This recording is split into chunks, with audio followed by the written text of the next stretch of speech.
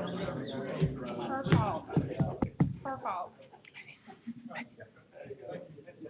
Taser.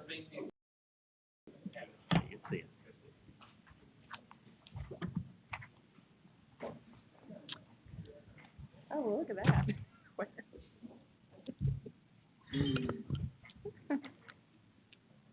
Good evening, everyone. Thank you for coming. It is 6:01. I will go ahead and call to public hearing to order. James, would you do our prayer? Thank you. Our great Heavenly Father, let us say that you give us to live, Lord, of what you've given us. In God's name we pray. Thank you. If I could ask you to stand for the Pledge of Allegiance. Also, could you silent your phones too? Wow.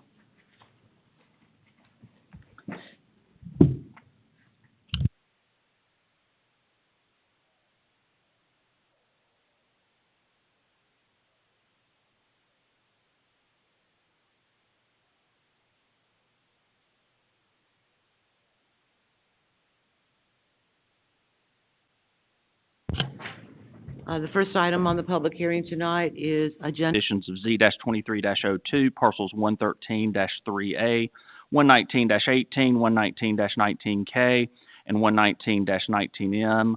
It is 109.73 acres, and applicants request a modification to conditions regarding the timeline for road improvements. I hereby open the public hearing. Jennifer, could you confirm that public notice has been given? All right, after we hear a report from Hugh Blackstock, our city planner, we will allow speakers both in support of and in opposition to the application.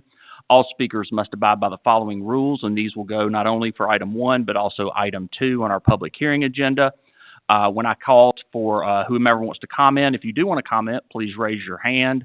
I will then call you up one by one. If you would approach the podium, state clearly your name, your address, and whether you're a resident of the city of Houston. Speak only to the merits of the application. Address all comments to mayor and council. Refrain from personal attacks. Don't give opinions and speculation, but instead discuss the facts. To allow an opportunity to as many people who wish to speak as possible, please don't duplicate points that have already been made. We'll give each side a total of 10 minutes to speak. I will ensure that everyone gets an opportunity to speak who wants to. Agendas and outlines of public hearing procedures are located on a table just near the entrance to the meeting room. And after the hearing is closed, it will go on to the agenda at our voting meeting next week. Mr. Blackstock? This item is an amendment to the initial zoning conditions for the Aberdeen subdivision. They are not permitted to get their final plat until all of the road improvements have been completed. This additional condition would allow them to build up to 30 model homes or have 30 residential building permits issued prior to the final plat approval. The reason the number 30 was settled on is that is the number of water and sewer tap fees that were paid at the time of the preliminary plat application. The planner recommendation is approval, and the Planning and Zoning Commission also recommended approval. All right, does anyone wish to speak in support of the application? If so, raise your hand. Do you want to speak? All right, come on up. I'll have it up to 10 minutes. If you would state your name, your address, whether you're a resident of the city of Houston, and you can reserve any of that time for rebuttal if you wish. Good evening, ladies and gentlemen. Clint Walters with the Providence Group, 11340 Lakefield Drive in Johns Creek. Hugh gave a very good summary. I don't know what really needs to be added. I would say,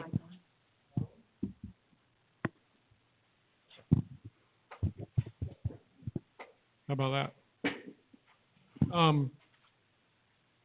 This condition came about because in conjunction with the mayor and the school board, we delayed starting on the roundabout and the road improvements until the school year was out. So that put us a little behind on our final plat schedule. The road work is now complete and the road is back open. I believe we've passed our inspections. So we are, we're rapidly approaching when we'll be ready to submit our first home permits. And we are probably within a couple of weeks of submitting our final plat, but we appreciate your consideration, and I'm here for any questions. Great. I'll ask if they have any questions of anyone after we see if there's anyone else who wishes to speak. All right, is there anyone who wishes to speak in opposition to this application? If so, raise your hand. All right, do y'all have any questions for Clint or anyone? I do. Okay.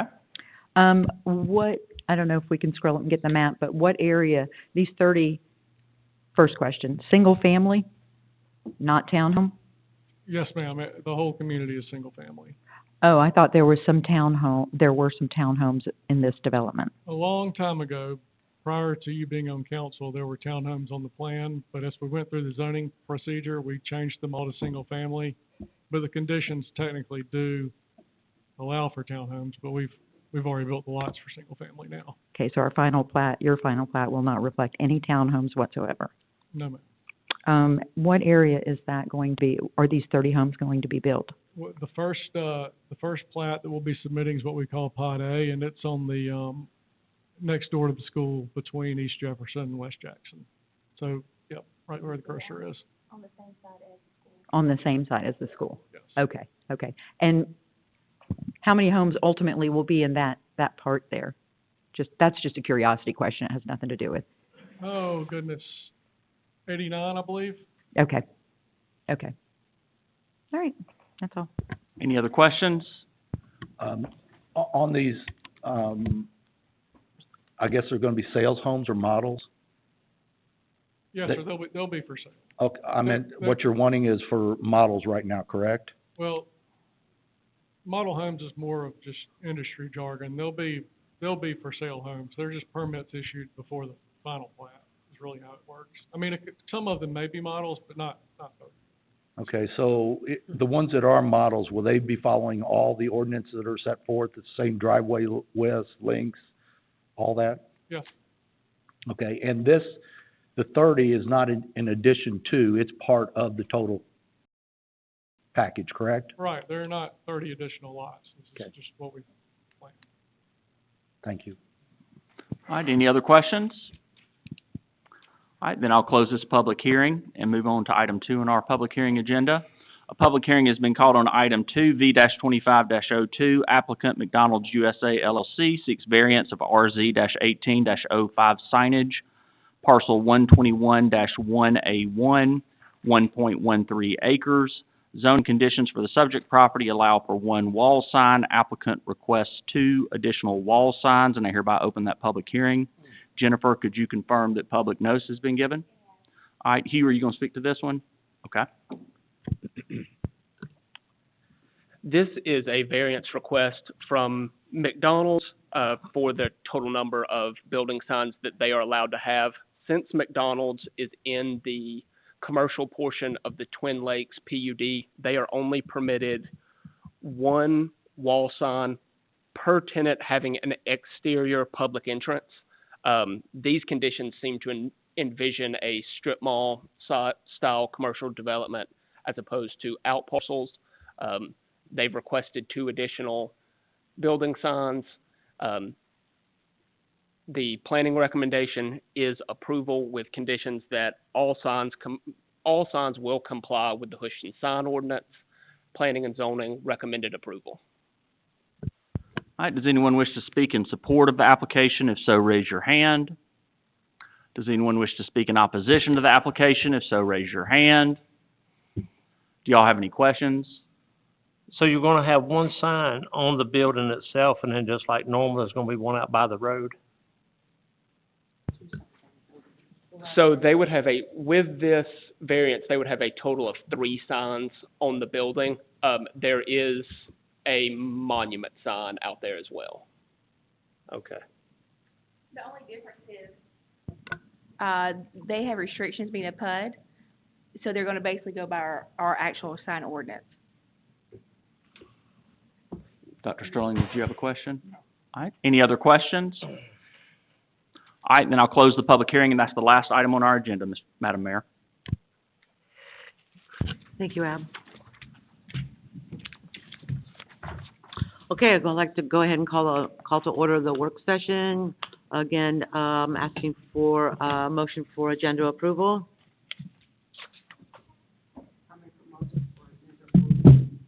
Thank you, Dr. Sterling. Is there a second? Second. Thank you, James. All in favor? Okay, as you know, reports by the mayor and the council, are in the back here if you would like to look at the reports. So we'll go ahead and go right to new business. Excuse me. 2025 comprehensive plan discussion by North Georgia Regional. We have Philip here from North Georgia Regional who will do a short presentation and discussion.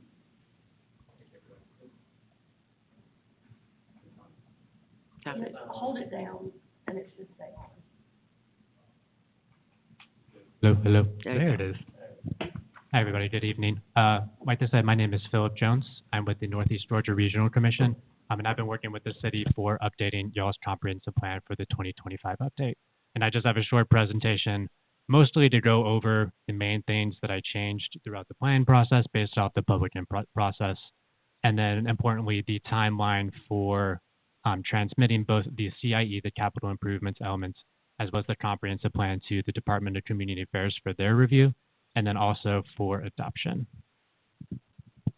And then all of y'all should have a full copy of the comprehensive plan in front of you. And this is updated up to, I believe, yesterday of all the changes. Oh my gosh, there's so many things in there. Okay. Yeah, it's that one. This is my designated public meeting folder. Yeah, that one right there. Thank you, Tiffany.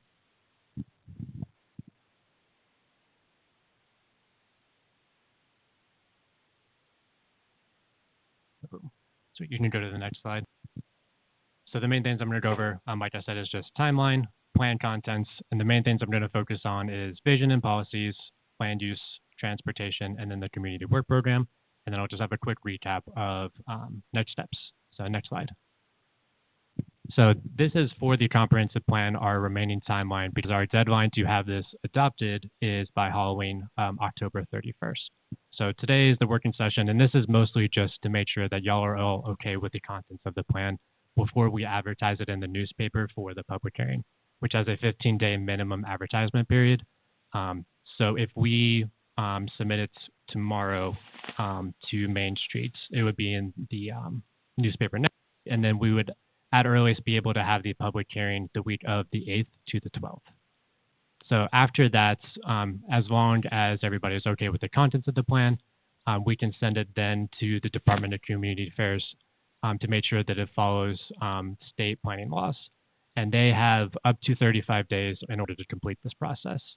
So ideally, we would have all of this done, their review, and it all buttons up to y'all's October City Council meeting so that y'all plan. Next slide. So I've mentioned this a couple of times, but we are getting a little crunch for time in order to adopt it on time. Something, if it's not adopted on time, the main thing that's at risk is losing qualified local government status to the Department of Community Affairs. And this mostly means that you were not eligible to apply for grants. You cannot draw down grant funds from any existing grants until that is restored. And that's just basically as soon as you adopt the plan. So it's really not the end of the world, but it's really not ideal. We try to avoid it at all costs. So that's kind of why I've been pushing those of adopting the plan as quickly as we possibly can. And next slide. And the specific requirements for both the CIE and the comprehensive plan, it gets a little strange. But for the CIE, which is a component of the comprehensive plan, this needs, after we have our public hearing next week about this, y'all need to vote for approval to transmit this to DCA. After their approval, after they're okay with it, then it needs to be adopted by resolution. The comprehensive plan is a little bit different. You don't have to have a resolution to transmit it to DCA. You just need a resolution to adopt it. So all we need in order to send it to DCA is a letter from the mayor just basically saying, like, it meets all these requirements, here's my signature, and then we send it off to DCA and we're good to go. So for that, it doesn't have to be at a city council meeting. It just has to be a public hearing. It just has to be at a public hearing, and council isn't technically required to be at those. But if y'all prefer to have it at a working session, we could, of course, do that. Next slide. Okay, does anybody have questions so far about those things? Okay, so let me quickly go over the plan contents. So I'm going to focus on vision and policies, land use, transportation, and then planning and implementation. Next slide. So the vision that we have right here, this is just an adaptation of y'all's existing one that Chris Harden, who was on the steering committee, very wonderfully made for us. I'll give y'all a second just to look at it. But it just is all about retaining small town charm with also the reality that y'all are growing at a very fast pace and making sure that the growth reflects what is important to the city. So things such as housing options, infrastructure, parks, services, and having a welcoming downtown, multimodal infrastructure, etc. All right, next slide. So, and within the policies within this chapter, the policies are basically just like what is the city doing day to day in order to make sure that it kind of reflects the vision for the city. We mostly kept those primarily the same. We kind of just combined things where we could and just simplified it where we could. The only policies that we really added, one was for natural resources and environmental. This was already sort of there, but we just added something about just prioritizing adding more parks of just open space. And then for economic development, attracting entertainment assets, so just prioritizing entertainment values or venues, restaurants, gathering places, that type of thing. And then also just prioritizing commercial development in general and protecting land that is designated as commercial from any other land use. Next slide.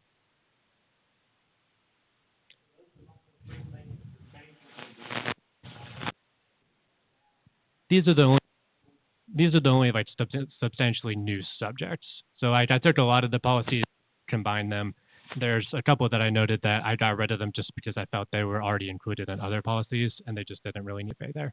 But in terms of like new ones, these are the only like new topics. Great. And then a couple were community work program. So this is supposed to be projects that the city is supposed to complete. But a lot of these were included as kind of just reoccurring things that you are supposed to be doing year to year to year. So I moved these from the community work program to the policies. So this includes the MS4 federal mandates, abiding by state code standards for housing, being involved in the Gainesville Hall MPO, and maintaining quality and enough city personnel. Next slide.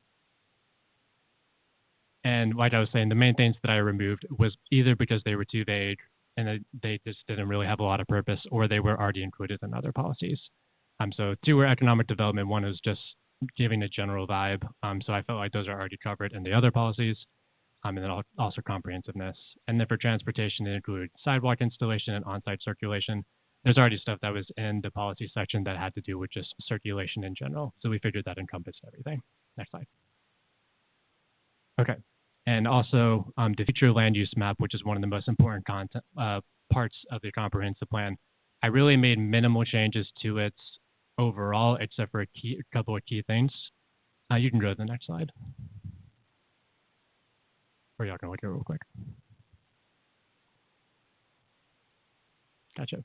So a couple of things was just map cleanup, just making sure future land use designations are just supposed to by parcel basis instead of splitting them into different ones. So I just made sure that I consolidated everything into one. And then next slide, please. And then the big thing was just advocating for a more robust, more dense, and more mixture of uses in the downtown area. So that had to do with expanding the transitional mixed use area in the downtown area, which would allow for additional density and a variety of land uses. Next slide. In order to have more mixed uses within the downtown area, I changed the transitional mixed use description to just basically say in the downtown overlay area, which is just the downtown area in general, to allow for more mixed uses and also higher density that is supposed to make for pedestrian-friendly design and economic development. Next. And then this is the description for the downtown overlay. And that just kind of encompasses everything that I was talking about. You can skip this slide.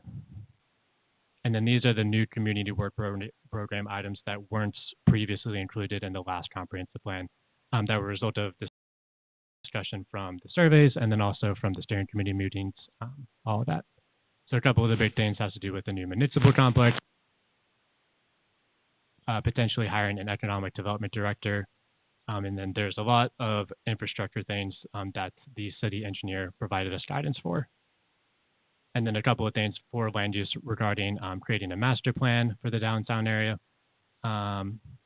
and adopting a couple of ordinances in order to advocate for more passive recreation and also sidewalks within and also along major roadways.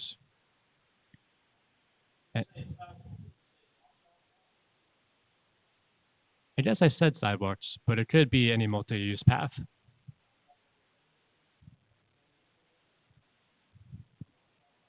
That's a good question. Yeah, so this one was for requiring sidewalks along the front of new developments. So like if there's a new development along 53 or any other major road, I'm just adding a sidewalk there. If y'all prefer, that could just be a more general multi-use path instead, and we could just change that wordage. Okay, I'll change that. But yeah, that is everything on my presentation. Does anybody have any questions?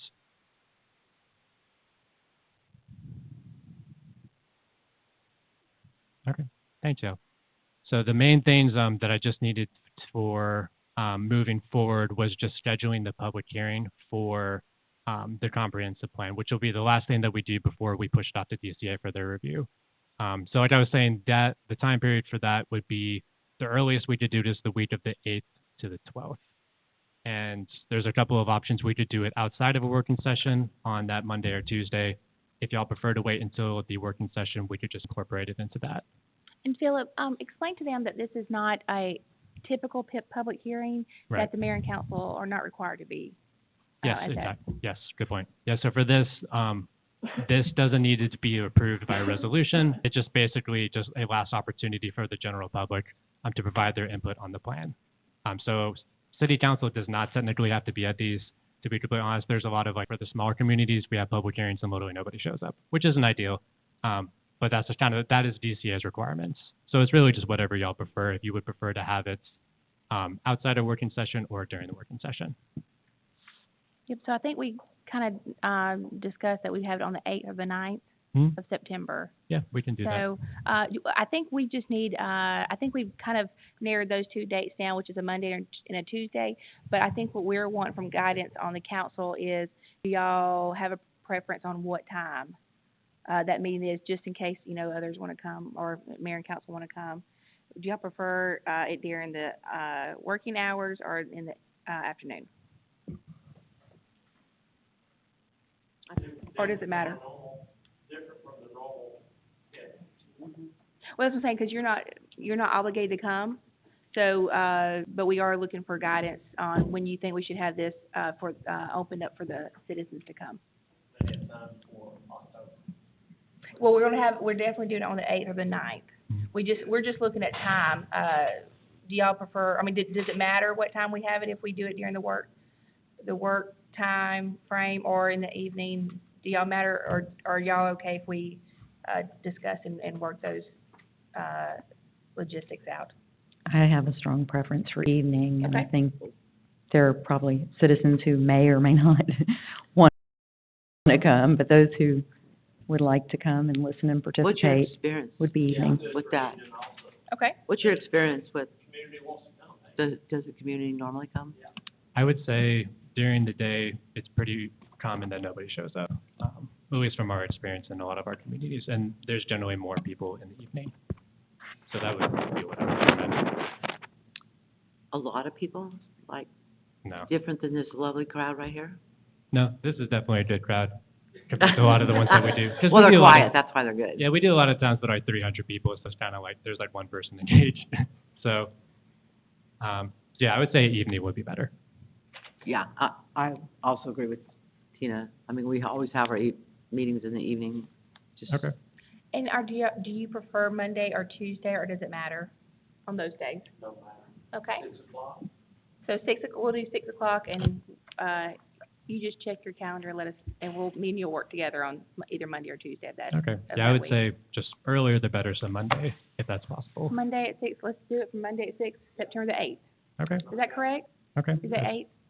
You said, yes, You said yes, eight. yes, yes. Okay. Sorry, I thought you meant like 8 p.m. I was like, ooh, that's right. Oh, we're not doing that. Okay. Yeah, I'll plan on that. I'll send an email just following up just to confirm that, and I'll Okay. go ahead and send that to Main Street. Okay. All right, thank y'all. Thank you, Philip. Moving on to item number 2, this is water distribution system flushing program. I know that's got to be an interesting topic to all of you out there. Jennifer, you want to talk through that? Sure. Thank you, Mayor. You're welcome. So this is a program that we're already doing, but we're just enhancing it. And since the last time we've done this was when our town was a lot smaller, and so since we're growing, we were asking our consultant, which is EMI Engineering, to set this map up for us. So our staff actually does the labor work. They are just doing the engineering part of it and creating a map for us to where to flush. And when I say flush, it's basically just turning on your water spigot and at the locations and taking water samples. This helps to make sure the chlorine levels are not high and so forth. There's a couple of things that if you'll look in your packet, there's a couple of things that they did state, which was minimize customer complaints and maintain customer satisfaction, reduce and eliminate taste, odor, and color in the water, maintain structural conditions of the pipe interior, and maintain pressure by removing biofilms in the system. This also exercises hydrants and valves. So again, we're doing this program already, but they will just update the program to decide where the locations that we actually get the samples. And the reason this is in front of you today, Mayor and Council, is because this is not in our budget for the year 2025. So the amount for this is to not exceed over $17,500. How much? $17,500. To not exceed. So I don't know exactly how much it's going to cost, but it won't exceed over that amount. Any This re- is for EMI, this is for EMI to do the study? Yeah. It's not. It's to do the update our reports. program. Give a Yeah. report. Not to And then- do. It's not a report. It's a map that they will give us to tell us where we need to do our testing weekly. Like a guideline. $17,000 match. Well, it's a whole plan, if I'm understanding correctly. Yeah, we haven't done It's like sample here this often, Yeah, or flush that and all that. So it's a whole plan. It's a one-time shot. It's not something we have to pay annually. No. And why do we want to amend the budget this year instead of adding it to next year's budget? We are in such a rapid growth that we need to extend it because we've had a couple of levels concerns. We really need to go ahead and get this moving forward so that we can get updated locations. We have no locations in the new part of town, so.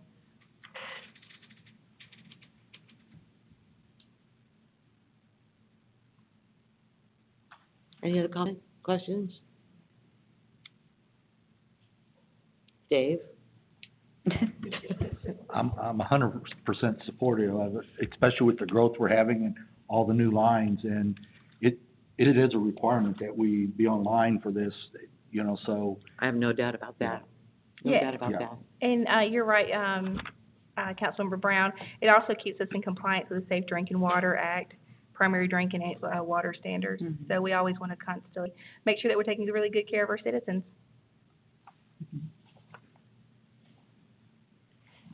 Anything more? Okay.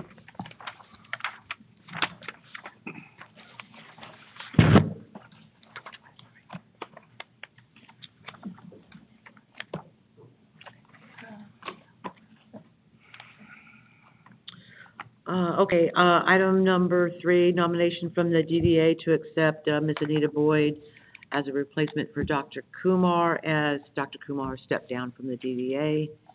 The applications of both candidates, if you will, are in your packet. The DDA did take a vote and unanimously selected Anita Boyd. So, any questions on either of these applications or applicants? Okay, I will move on.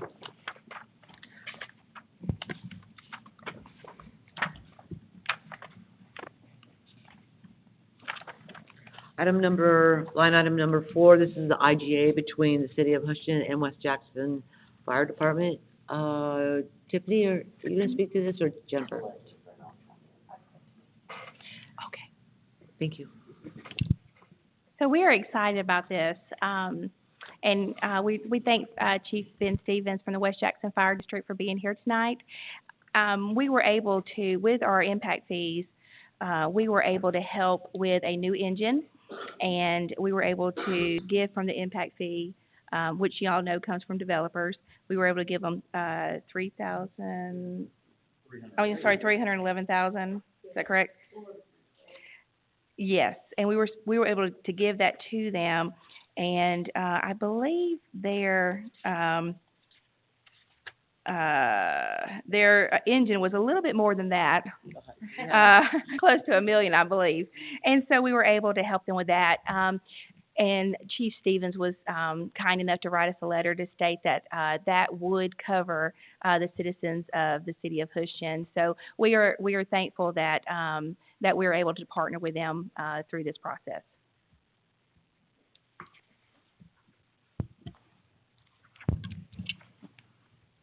Chief, do you have anything to add to that?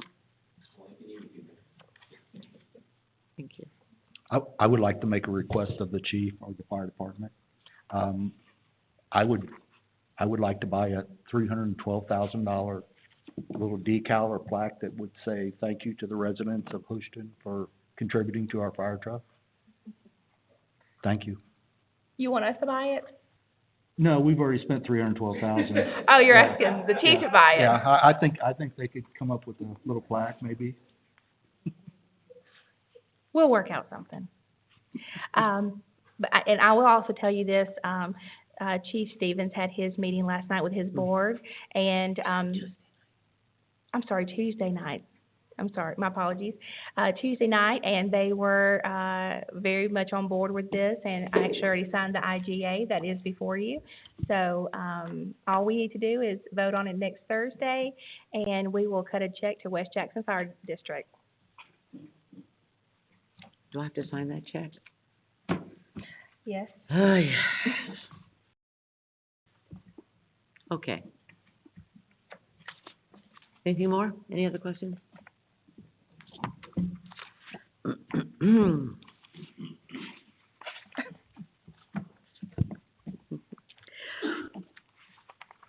And last, item number 5, this is the Crestwind 6B final plat and as-built.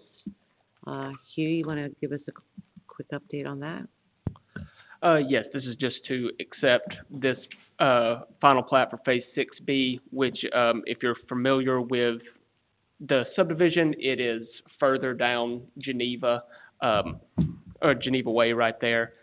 The city and staff, including engineering, planning, and public works, have reviewed the final plat and the as-built, and they are compliant with all of our regulations.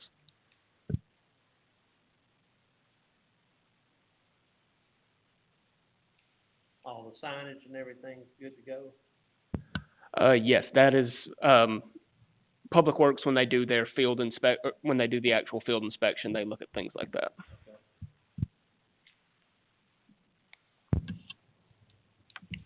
Any other questions? I'd sure like to ask Dustin a question, but I just cannot think of anything. Sorry, Dustin. Okay.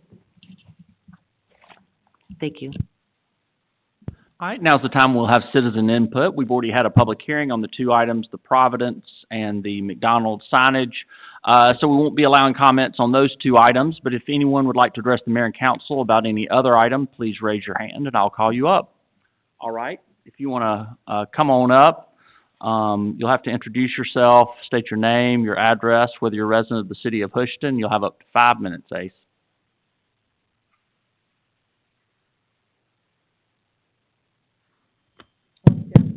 Here we go. Good evening, Mayor and Council. They say I am at 100 Powell Court. I am a city resident. What I'd like to address tonight is the land usage of the future home of the City Hall and Mulberry Park, that property to include the SHIP property. I'd like to see the City Council look at that and consider swapping those pieces of property, putting City Hall right over here where Mulberry Park is and moving the park out to Peachtree. And there's a couple reasons for that. If we move away from what I call city center, which is here in the water tower and in the depot, it doesn't I think it can cause, future investors to think twice about abandoning this area. If we move City Hall over to Peachtree, what is the pull to the existing facility here on this road, the depot, the Houston Cafe, the coffee shop? And so, in addition, if we put the park on Peachtree, it more centrally locates the park to where the population goes and future growth, as we probably will move down 53 over the years, the next 10 or 15 years. In addition to that, if you have the park here, it concerns, and thank the police chief, we have virtually no crime in this town. But I would be concerned if we had a park here so close to the cemetery. I mean, kids will be kids, and I just would hate for something to happen to that. With City Hall here, it just helps prevent those kind of things. And I know it's a complex issue. It is. And I would just like the city council to at least stop and review before we get too far down and it's too late to make changes. So, that's one of the things. And, you know, some of the pros to moving the park is I think you would, not annoy some of the residents that are back here, that have been here, the established, longtime city residents who have been here forever. And if you got a park, and you know, what's it do to their lifestyle and watching TV at 6 o'clock at night versus it might be a little better suited on Peachtree Road. So if the city council would just maybe look at that, I think it kind of goes along with what we want to see for the city in the future. And I just think it's a great place to start and at least talk about it and just consider those things. So, thank you very much. All right, does anyone else wish to address the mayor and council this evening? If so, raise your hand. All right, then that concludes citizen input, and we do not need an executive session. With that, excuse me, with that, I'd like to make a motion to adjourn. Is there a second? Second. Thank you, James. All in favor?